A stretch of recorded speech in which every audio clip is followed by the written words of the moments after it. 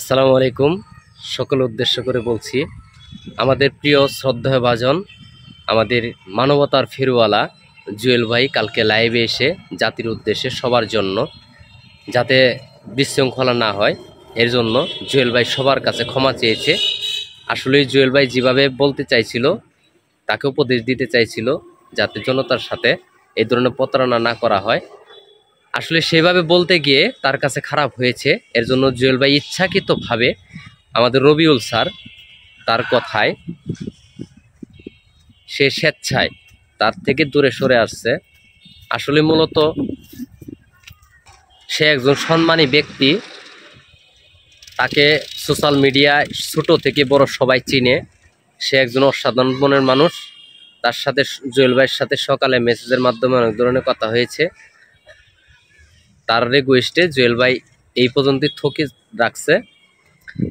আর বিশেষ করে আমাদের মানবতার ফেরিওয়ালা জুয়েল ভাই, আপনি মুহূর্তের পরিচয় আবারও দেখায় দিলেন। আসলেই আল্লাহ ছেড়ে দেন, ছাড় দেন না। তেমনি আপনি একটা কাজ করলেন, আপনি ইচ্ছাকৃতভাবে আপনার এই ব্যাপার থেকে সরে দাঁড়ালেন। এতে আপনি জনতার মুখে আবারও প্রমাণ করলেন আসলে আপনি মানবতার ফেরিওয়ালা, মানবিক কাজে সবসময় থাকবেন। আপনাকে কেউ নিচে নামাতে পারবে না। আমরা দোয়া করি সবসময় আপনি ওপরে চলে যান, আস্তে আস্তে যান। গরিব দুঃখী ধনী সবার মাঝে আপনি থাকেন হাসি মুখটা নিয়ে। আমাদের জামালপুর ইসলামপুরের গর্ব, সারা জীবনে আপনাকে এইভাবেই দেখতে চাই। প্রত্যেকটা কাজের মাধ্যমে আপনি সবার পাশে থাকেন, শুভকামনা রইল। আর সবচেয়ে খুশি হলাম আসলে আমাদের সোশ্যাল মিডিয়াতে আমাদের প্রত্যেকটা কথার মধ্যে একটা করে মেসেজ থাকে। এই মেসেজের মাধ্যমে যাতে সবাই ভালো মতো শিখতে পারে, এর জন্য আপনি সবাইকে উদ্দেশ্যে সুন্দর কথা বলে এই ব্যাপারটা ক্লোজ করে দিয়েছেন। আমি ধন্যবাদ জানাই এত সুন্দর একটা ক্লোজ করে দেওয়ার জন্য। ধন্যবাদ সকলকে।